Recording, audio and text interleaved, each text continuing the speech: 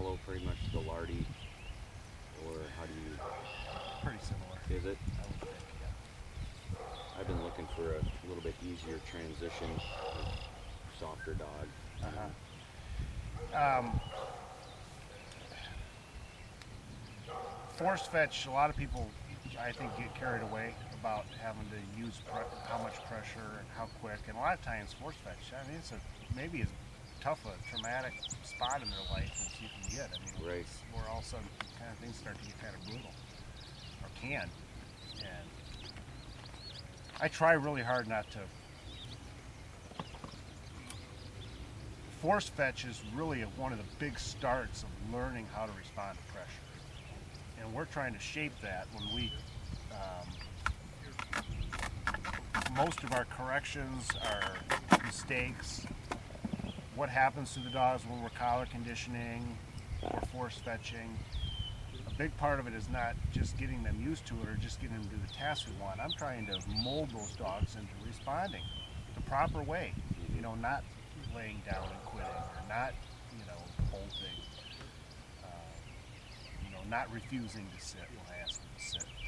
So shaping those responses can be done, hopefully, sometimes without that huge pressure. I mean, you hear about people using bottle caps and everything, and, you know, if I can get through force fetch using a really low amount of pressure and kind of teach it, and I can always add more pressure later as the dog really starts to understand the responses.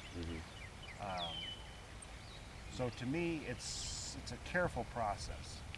It's got to be a careful process. It's got to be careful if the dog's ready for it, if the dog's responding, understanding. I'm not an advocate of just starting it Right. as hard as you can. Try to do a little more teaching with it early on. Get them doing it the right way, and then add in working a little bit through the pressure response. I try to pride myself on doing that all the time, but I love to force fetch a dog without making the ears sore. If I can force fetch them without making the ears sore, and I know that they got it, it's not kind of a half-assed job, for lack of a better word. You know, that's great. I can always use more pressure when they're 10, 12, 18 months old, whatever it is as they learn that stuff. Okay, so your main thing you wanted to work on was cheating singles, and you're having to no-go on blinds. Okay, so That's great. Usually it's about like 2 or 3 sends in. So like if I can try to run her on that one. She'll probably go on the first and second one. okay. It's when she kind of gets bored with it. First and second blind you run, or Yep. first and second time you stop her? When I send her from my side. So usually no go out in the field. Okay. She'll sort of stagger and hunt a little bit, and I try to stop her and get her. Okay, and what do you do when she doesn't go? What do you do? Usually I step up, heel her, and send her again. Do you correct her? I have stopped correcting her simply because I think that's where she started getting sticky. Yeah. Sticky on birds? Sticky on my side. Not going. Right. Got it. And she tends to have an aversion to the B word when I'm sending her, so I've gone back to the F word sending her, and that's that. And then she's fine. Or I use a slighter, lighter command rather than the harsh. So when you go out and work on your blinds, you do a lot of pattern stuff. Patterns are just identify a pile and walk back. If you run 10 blinds, how many are the ones that are brand new? 1 out of 10?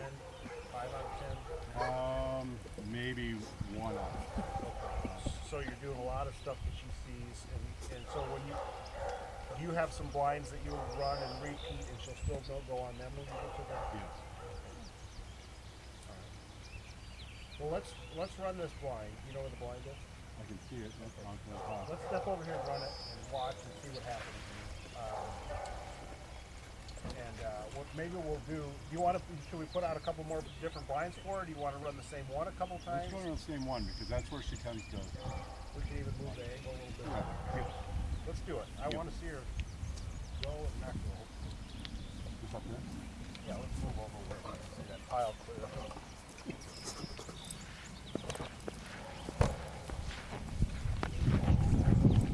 How's this distance? Long, short, normal? About normal, maybe a little long. Heel. Okay. Heel. Heel. I know. Heel. I know.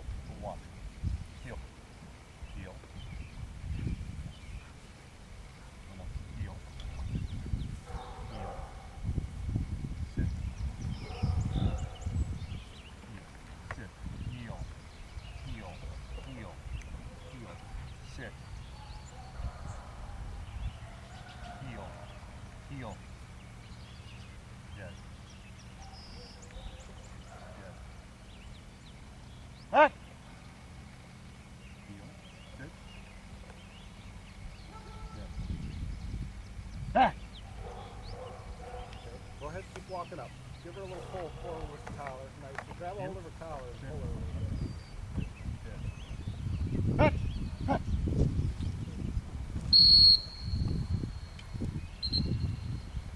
Back. Right.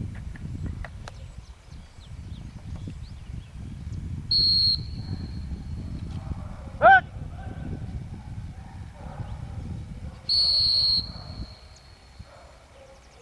Right.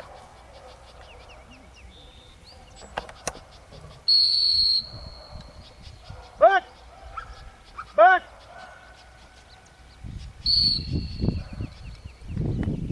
Back.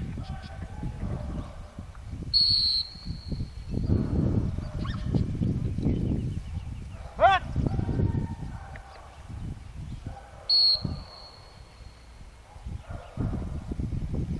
Back.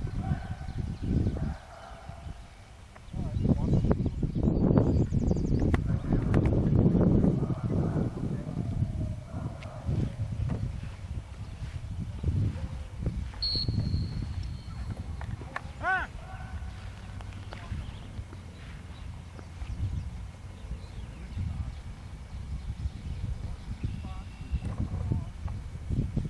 Great. I'm going to get a couple props. Charge. In the past, and it didn't go well. In fact, she got a little worse.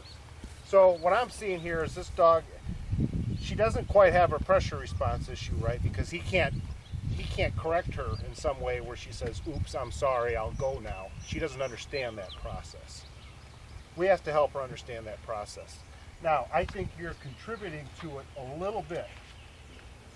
And you're not helping it a little bit. So first of all, let's get our handler part down, that we're doing the right thing. One thing I don't like that you're doing, you're being very thorough and you're trying to line her up correctly and do the right thing, but you spent, I thought, an exorbitant amount of time trying to get her positioned right. And you didn't have any control. She was not real responsive. I mean, she would move, but she didn't understand the finesse of tucking into just the right spot and getting her blind. She wasn't in the right frame of mind. And we were kind of just letting her dilly-dally, move here, heel, sit, no, back here, and all that stuff leads to, that whole time you're working on that, you know what she's also not doing? She's not going. She's not thinking about going. So we need to have this dog get engaged quickly about going and help get her in the right frame of mind. One way we're going to help get her in the right frame of mind is I would run her.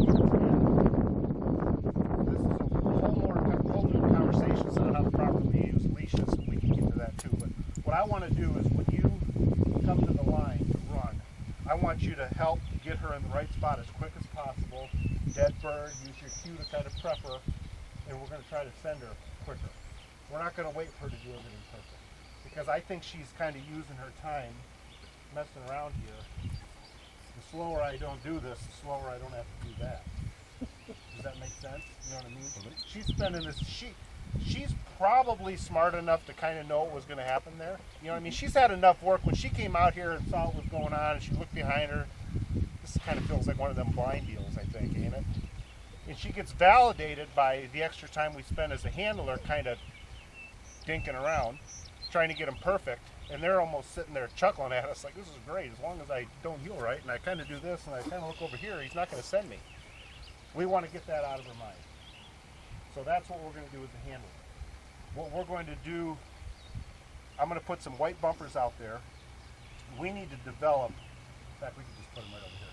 We need to develop a system where she's going, we know she understands where to go, and she needs to develop a little bit of pressure response that we can give her a little tug or a nick. But what we can't keep doing is when she doesn't go, she has to have something happen. It can't just be, don't worry about it, we'll try it again. It can't be an option. So right away we'll throw another bumper out there if we have to, but I don't want you to be afraid to give her a little tug on the leash, and you can grab this tab and pull her forward. So instead of just saying heel, grab her and pull her forward and back, be a little aggressive about it. So let's just send a couple times to see what happens. We don't need to jump into any collar corrections for it. Let's see what happens. Snap that out of her. And just leave her lay there for a second. Over here causing problems. We are. Of course. Use a damn camera. I want to have this dog in a controlled environment. The last thing I want to do is go out and have no-go issues on my blinds, cold blinds that she's never had before, which Everything is will be okay, held I'm glad we against saw you it. on this But I want to back up and say, I'm used to that. how You know can I what? get It this doesn't bother me issue anymore. where I can control it as many times as possible until I get rid Too of it? old. So I for just the don't time care. being, that's not going to be cold blinds. It might not even be your normal pattern blinds. It might be just literally going back to send her to a pile and getting her conditioned to go, go, go. Did you pull a beaver down? Up. Mm-hmm. How'd you do? Like crap. Oh no. Okay, now I want you My dog to has a claw in his tail. grab a hold of that leash. I'm You sorry. have 5 seconds. I want you to send her. Because he was going to 1, he 2, was going to 3, 4. They're all big. They are.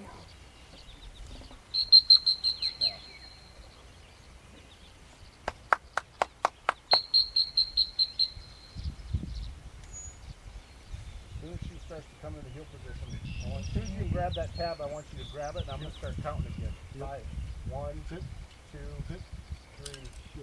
4, Sit. 5. Good. Good. Hey.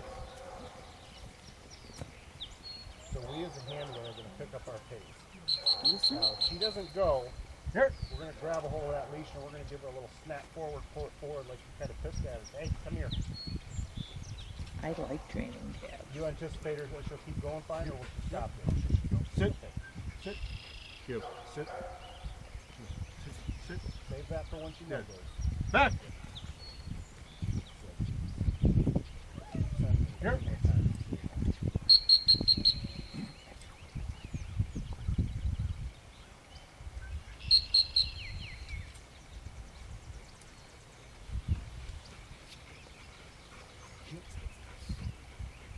Stick.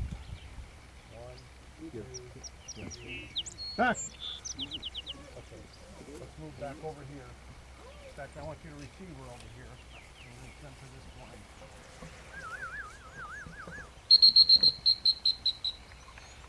Okay, we're going to do the same thing now here. I want you to, once you grab that tab and get her heeling with you, you got 5 seconds. Sit. Sit. It's going to force you to keep her engaged. Good. Back. Grab that leash, walk forward. Sit. Again. Good. Back. Back.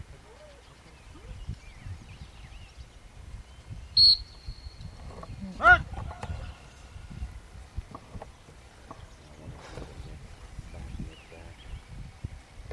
I don't know, but a low nick for that dog with my little jerk to try to condition her that this is wrong. Don't do this. Come on, let's go. Good. Good. Back. Heel. Sit. Good. Back. Back. Heel. Heel. Grab that leash.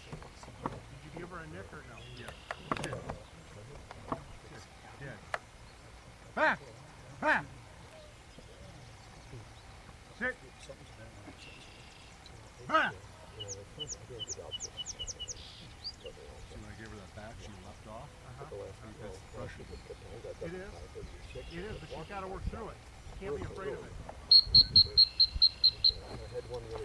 I'm going to try to apply just enough pressure. I don't want to rock the dog's boat, but she has to have a little bit of responsibility too. He left with a little flare that time, and he said that's because of the pressure. Yeah, it is, but I can't be afraid of that. So what is his pressure level? I was at like a low 3. Okay, this time I want you to grab the leash. Maybe not to that dog. Start walking forward. Move at your pace. Move a little faster.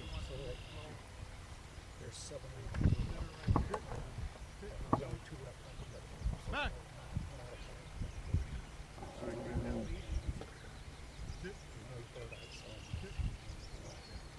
Back.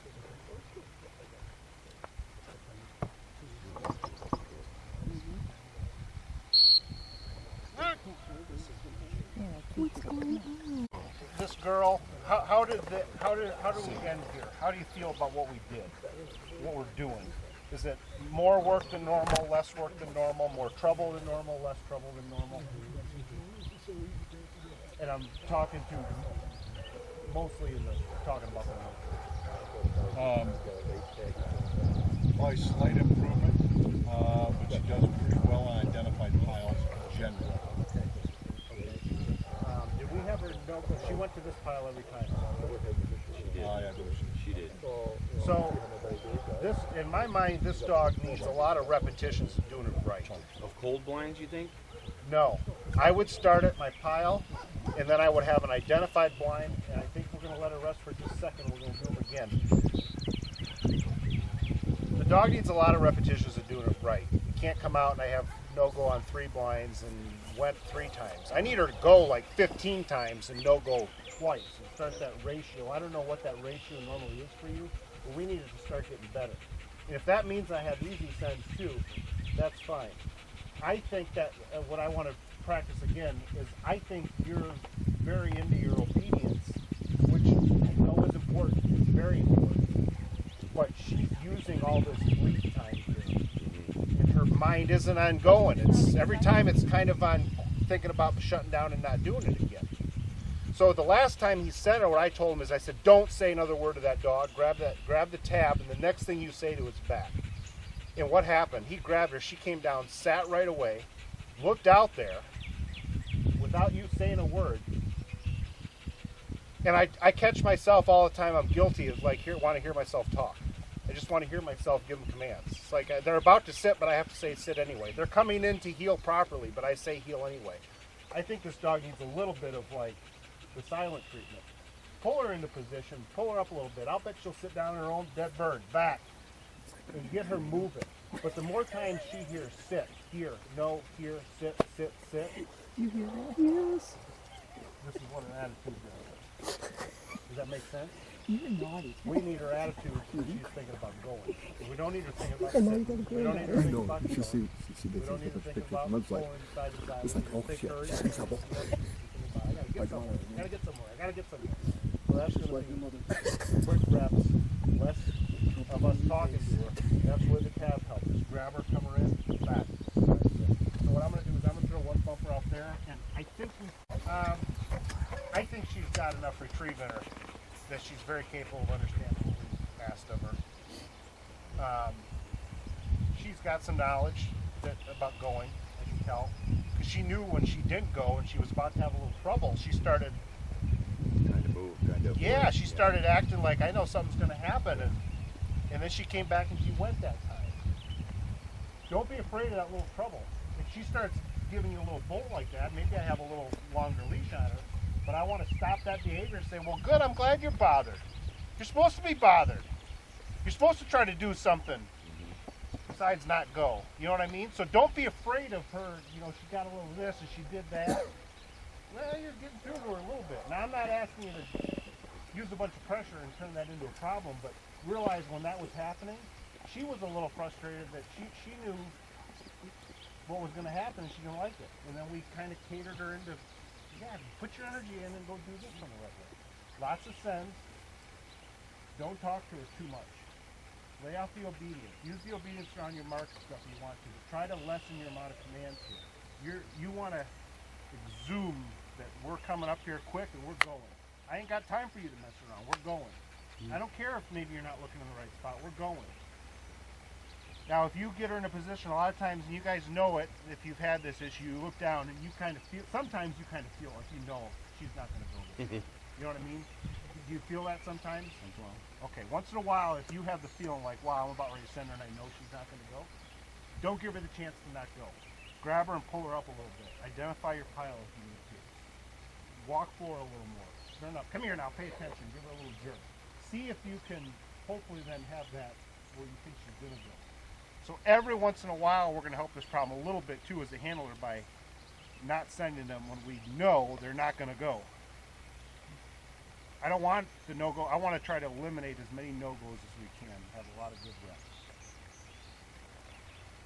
How do you feel about that? Part of my problem is I'm trying to fine line him. Get him up there, send him. I'm like him. I try to fine line. This is the time I forgot. You're like a 2-year-old child. You know, I remember we did it yesterday, but what did we do? I can't remember today. Mm-hmm. So I'm going to try to build them Chris sits through this pile sending over the course of a few weeks, depending on the dog. Yeah, and he's pretty tight on his sits. Pretty good. There's no real loop left or right. So, Not bad. And hopefully it's because I've done a lot of them on here. So Yeah. he's learned to sit Okay, yeah. quickly. And now, when he's got if I can get him to get going back and forth to that pile some with a bumper in his mouth and have fun. And I know I don't want him to shop and switch, but even if they run back and think it's fun to drop it and grab another one and come back. And now when I start stopping them en route and they already got a bumper in their mouth, it's just a different frame of mind. Yeah. They're more willing to stop. Okay. So that's how I start building it in. Awesome. Is it perfect every time? No, there's always a kink in it somewhere, but that's the basis of it. Well on his way though. Yeah. Good boy. Create something sloppy. No, here, sit. Now I got to do it over. Now what the hell were we doing?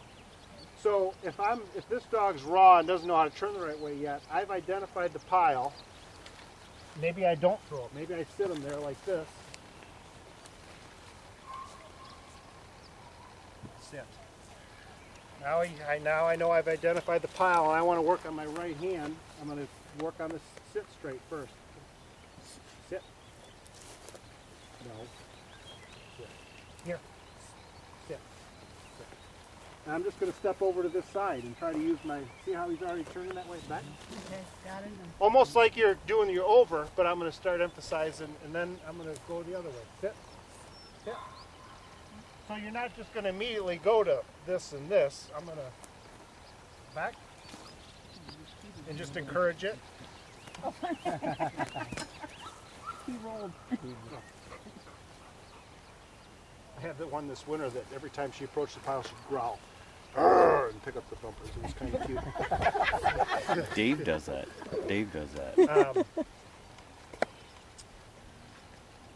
Once I start my pile work, I pretty much am working on my left and right hand backs. I don't start working the overs again until we get into working on a T pattern. I don't want any confusion. This is the point in their life where they got one mission, and that's to go back, back, back, back, back, back. Is that about the distance you do that normally? Or Most of my pile work sends are about this distance. Maybe a touch farther, but not. about where you can throw it? I would rather do 12 short reps than 8 long reps. Now I say that, does that mean I can't do 12 long reps too? Yeah, I could. But most of the time I don't want to. I want a fresh dog that's in a good mood, eager to learn, and not getting tuckered out in the yard. And like I said, a lot of times I think what we take for granted with the young dogs especially, I think, they can get 13, 14, 15 months old when they start maybe turning into adults. But until then, I'm always nervous about a lot of grinding land work. It's tough on their joints growing up. We have a lot of problems with people in the labs anyway. We got all kinds of problems with shoulders and everything else. And a lot of people in the know say they always tell me you're working those dogs are doing too much stopping and spinning and turning as fast as they can when they're 8 months old. It's not good for them. Well, I get paid to make them good dogs, so I got to do the best I can, which is keep them on a pinch count, don't work them too hard, try to make my point, move on to something else. In the course of having no more than 12 to 13 sends a day, this dog's 8 months old and he's doing fine. He doesn't have to have 1,000 reps a day. How much conditioning do you do? Like four-wheeling? Yes, he is. Chili. Come on, good boy.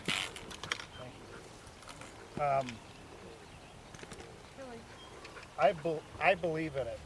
Chili. Now, with the crew I have now, mostly younger dogs, I think it's less important. As they get a little more of a maintenance or older stage, I'm going to say like 3-year-old plus dogs is when I really start to worry about their conditioning and making it a point of their life for a couple of reasons. One, I think it's good for them to have a change of pace and have something else to do. Right. They enjoy it. I have a system that I build them up to a certain amount of time. I have a schedule that I kind of follow. In my head I know it, but I know that usually what I do is I look at a long run on an off day. Like if they're going to have off Saturday and Sunday, Saturday, then they have all weekend. That's the most important part about them rolling a lot of time. You got to give them some rest.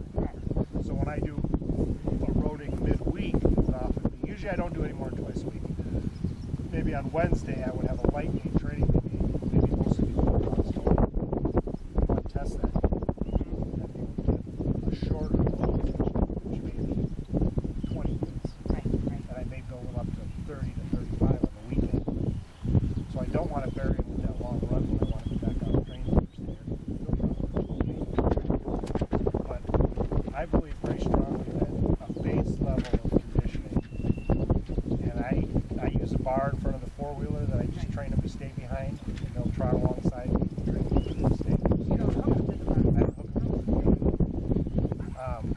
I tried the harnesses for a while, but I had problems with too many dogs always feeding or pulling, and I didn't want them trotting sideways. So eventually I just started training them to just run alongside me. The barn keeps them from going on ahead of me in a perfect world. And I want them to trot. I'm looking at 5 to 6 miles an hour. It's very important that it's 5 a to trot. 6 months. Yep. The loping doesn't do them any good. Dr. Janelle, I have one dog that has shoulder injuries, and she's told me that I needed to run him like that, 5 to 6 miles an hour. Plus, I need to do long swims with him, also to build him up on that one shoulder that's been injured. Janelle knows what she's doing. Oh yeah, she's great. Yep. And I like it that she's up here in the winter and down south in the summer, or Yeah. vice versa. Vice versa. I get my seasons mixed up. Yeah. Yeah, that she's back and forth, and I can see her in both places. So I think the dogs that we run them a lot. That most of them are in good shape, but if it buys you an extra 30 seconds on a hot day of them being mentally aware enough and not fatigued enough that they can find that last bird before they're gassed, it does make a difference. I do believe it. I believe it makes a difference, and I believe that I try really hard to, when dogs get to a certain age and they kind of know a lot, kind of the bulk of their transition training is done, I want my test to be valuable. And if my test today is kind of about exercise, I don't run them. I road them instead. Let's go roading. We're not going to do a test with them just for exercise, because I want to learn something today or work on something today. If I catch myself doing a test, well, let's go do some walking singles. I want to try to wear them down. No, I'm not going to do that. I'll go take them for a road. I think it's good to just let the brains It is. rest. They love it. They love it. I saw a video. I was trying to road the dogs. I wish I could find the video online. It was so cute. This guy was like in France. He was riding his bicycle through the city. He had like 5 or 6 dogs, like single file following him. And then his bike. Remember, he got out in the middle of the country and he did something, and they all took off and they ripped out in the field, and they were all playing grab ass and pooping and peeing and chasing each other. And he said, "Bah!" He did something, and they all came right back in, right in line. Oh, man. And I thought, crying out loud, I get paid to train dogs. Surely I can train a dog to like follow the 4-wheeler, can't I? The dog trainer. It took a little while, but I did. And I got eventually where I could take my whole truck. I could let the whole truck out, and they let them play grab ass for a second, say, all right, come on, guys, heel. And I'd have 25 dogs come in next to the 4-wheeler, and we'd go trot for 30 minutes. You also did it in water too, didn't you? We did. The other thing I do, that I believe in the summer, in fact, we'll start getting into this soon probably, is kayaking. I go down to John Muir Park. It's about a 15-minute kayak to the other side. They get out for a minute, they poop and pee, and I call them back in. It's about a 30-minute swimming back. swim, and I just swim them. And I found I'm amazed at how much some dogs get more relaxed and more comfortable and not stressed out in the water. I think a lot of our dogs are oftentimes stressed out in the water. That's why you have trouble getting them in. They're just stressed because they know they're going to be. They can't see much. It's physically toiling on them. It's fatiguing. The better shape they're in for swimming, the better lungs they got, and they can go out and be relaxed and swim for 30 minutes. I think that's probably more valuable than the road mentally. I agree. To just not be intimidated. Think about how you'd feel climbing a mountain, and then how you'd probably feel if you had already climbed that mountain 10 times. Oh yeah, you'd be way more relaxed. You kind of know what's coming. You kind of know what's coming. You know you're going to be tired, but you're not panicked by it. It's a big deal. I know how to get through this. I mean, that's how dogs approach those big swims sometimes. A lot of times you look at a bigger piece of water and you're trying to get them to look out there for do a blind or something. They don't want to go. Hell no, I don't want to do that. I love to retrieve and I love the water, but I don't love that. Right. So I want to make them loosened up, and I try to kayak them once a week in the summertime. Twice would probably be good, but time's not always exciting.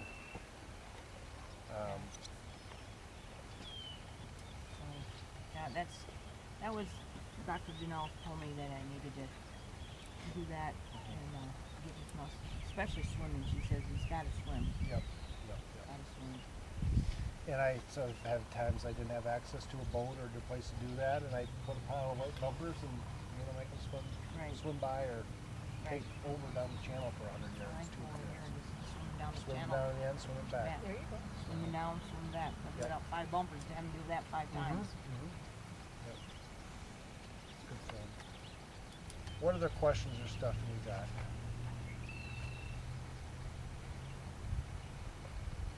Nancy, you got all yours answered? You know how to color the condition now? He knows enough to be dangerous. Start. Start. You ain't gonna let it. I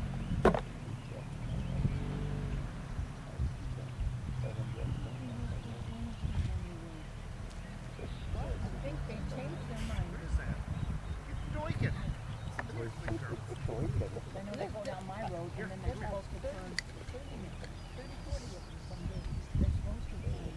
But you know, my road is supposed to turn. That's right. And go down there. But now, I saw. So I'm going to teach her my pile a little bit.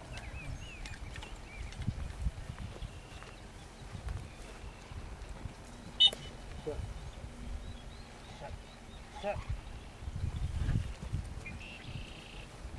Now what I would do is I would make sure that I can force smoothly into this pile. New spot, new place, sit. Maybe that dog like Chili has had a couple weeks of working on sits and stuff and he really hadn't been forced. So a lot of times I'll double check my force here. That'll be an early thing to make sure I'm in a new spot. Back, back, okay? Force good. I saw her get the nick, continued through it, pursued. I know I'm good there. Okay, good. Sit. I'll oftentimes start mixing in side sends off. Sometimes not until the tee. Sometimes when I'm working on my regular pile work. But now I don't have my tee out yet, but I'm calling this the tee because I'm building it. Sit. Back. So now what I do next when I start the tee is I basically go into a big three-handed cast and I work on a three-handed cast. Yeah. Yeah. So I might spend now, maybe as I started the tee, I spent a day maybe setting into the pile, maybe forcing a little bit. Maybe the second day I maybe start stopping them a little bit, lengthening up my making my distance a little longer than they've maybe been used to. So now I'm maybe about 3 or 4 days into this and everything's going smooth because they understood the pile work. I'm just going a little longer in a new spot. Everything's going smooth. So now I'm going to start building my tee. And I literally have done it because I didn't have any place. I've done it on a spot this big. I'm just trying to teach it.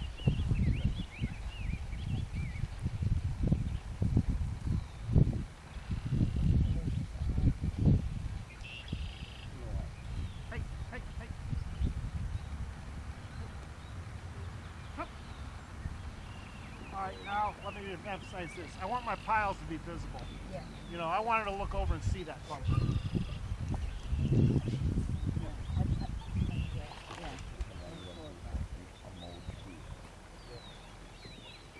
All right, come here, here, here.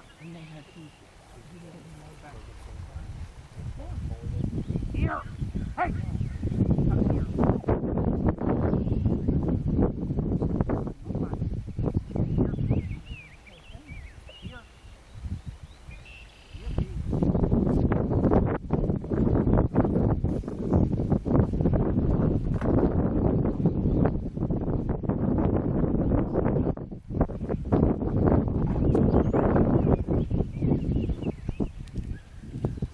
All right, come here.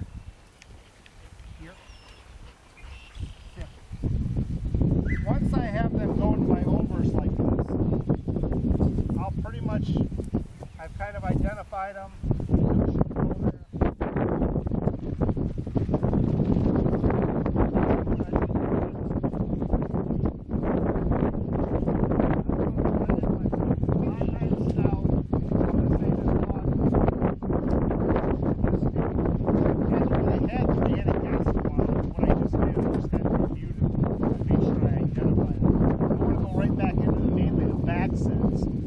And I'm going to assume they're probably going to make some mistakes. They're going to like these overs now. And I'm going to have to work through them making mistakes going to the over and not the back. That's going to be my challenge.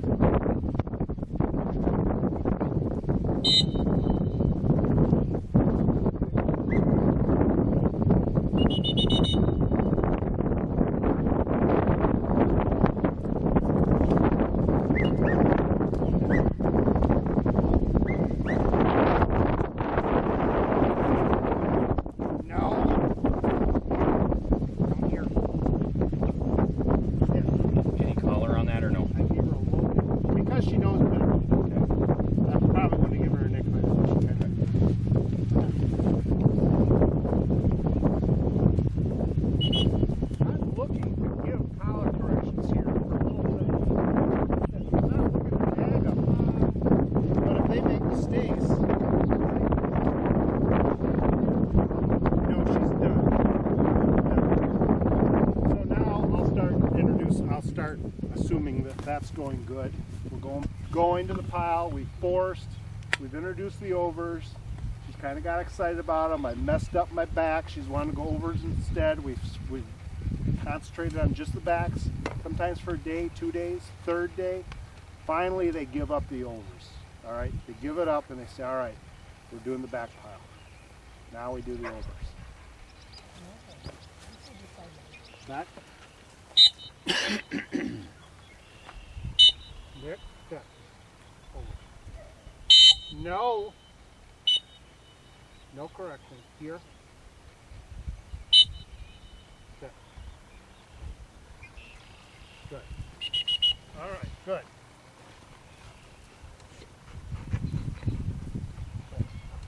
Now, about the time you introduce the overs, sometimes all your back stuff goes to hell on you. Okay? A lot of times it kind of re-breaks down. This is why double T turns into a few-day process. A lot of times it doesn't take a long time, but you get this balance of them. You're working hard on the overs, on the back pile. They're going good. You introduce the overs. Your backs kind of maybe fall apart. You work on them. About the time you give them the overs again, now they want the overs. They don't want to do the back pile again. About the second or third time you go through that process of doing the opposite of what maybe they want to do, it starts to come together and they start to blend everything usually. That's usually over the course of a couple weeks. I could back up farther and put out a second over pile. Sometimes I don't even do that. Sometimes I might back up and I do one. I'd want a little longer here. I would like them to go past this over section, maybe another 10 yards farther than I have it now. So where they're used to get stopped for the over, I want to press past that. Once you're through the T and the double T, do you ever go back to it or no? No, never. I wouldn't say never, but no, I don't. Back. If I thought I had some issue that I just couldn't stand, that was the only way I could fix it, I might, but I don't know that I've ever. Rarely would I go back to the T unless it was a dog that I didn't do the basics on that I needed to spend time with. Gut check, yeah. And that Wendy dog that I said I had for 3 weeks, the first thing I did with her after a couple hi, how you doing days is we went in and worked. I knew she had been through the T. It was just starting blinds. I went back and worked on the T again. It was as much of a chance for me to learn as it was for the dog. I need to learn the dog. Mm-hmm. I need to learn what she's good at, how she likes to look out, how she's handling maybe some corrections on some sits or some heres or a slow sit, or she got a loopy sit. Does she not want to look out? You know, so it's a way. When I go back to the T, it's often to figure out a new dog more than anything. But as far as progressing, no, I don't come back. I usually find something more advanced that I can work on. So, and then I'm just going to come out and I'm going to mix it up a lot, but I'm going to have probably 3 out of my 4 sends at least are going to be still going to that back pile. Back pile is going to be a lot more prevalent than the over piles. The over will really get hammered into their head on the next stage of swim by. They're really practicing the overs. This dog is not perfect at the double T. I can bring her out and she's probably going to make a mistake or two. That's okay. She understands the nuts and bolts of it.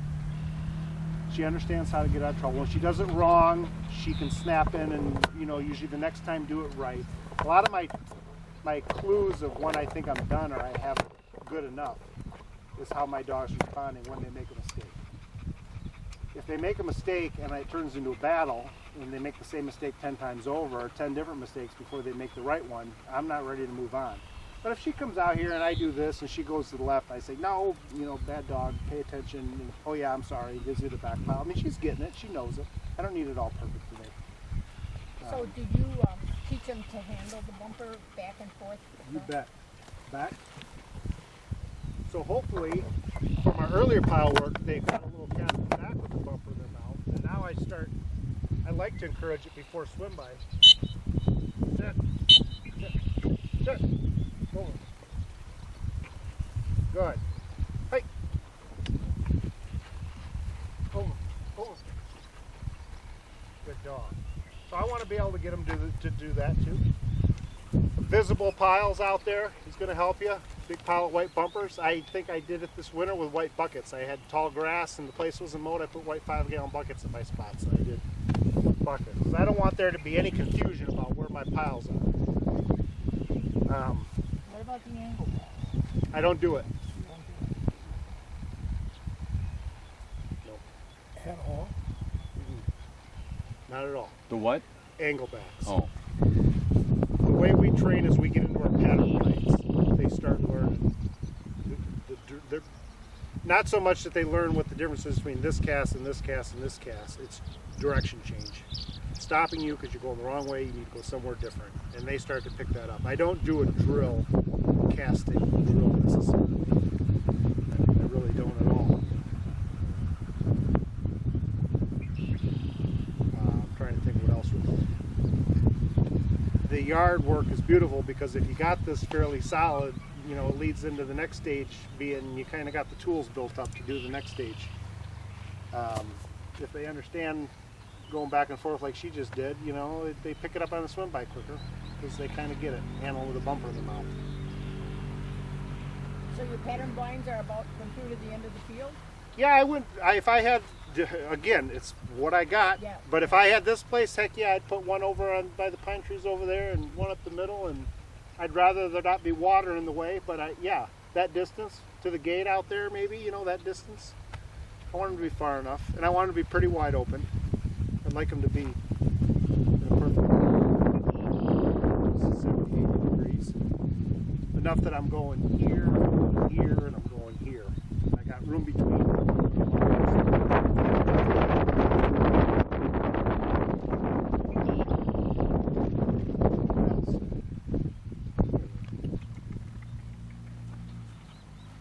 You gotta get some of them. Do you use wagon wheel at all? Yes, I love wagons. Actually, I hate wagons. I love wagons.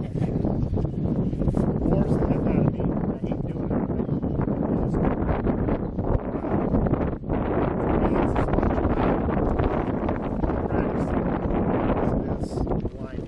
So I use a tab almost every dog, even if I got a 9-year-old. If I'm going to do, how often will they have the tab? I think the double, I spent a lot of time on wagon wheel this winter with some of the dogs. How many bumper wagon wheel do you work to? I don't. I mean, are you trying to get super tight or not? No, and a lot of times I don't even count. I don't know, 16 or 20. It doesn't have to be a ton. It's more about if I can. My wagon wheel, so here I might just use the field car and just use this. Maybe it won't be a full wagon wheel, so I don't worry so much about the bumpers. I worry about a discernible difference that I can get in those lines, whatever that is. Some dogs get pretty dang good. Some need it pretty wide open, mixing the white ones, the orange ones, the visible, not visible. I try to keep it as controlled as I can, and like I said, the biggest, them moving, I'm trying to encourage that micro movements with me as best I can. That's as important to me in working on wagon wheel. It's the actual riding part. It's just because it's just a good place to work on it, on the subtleties.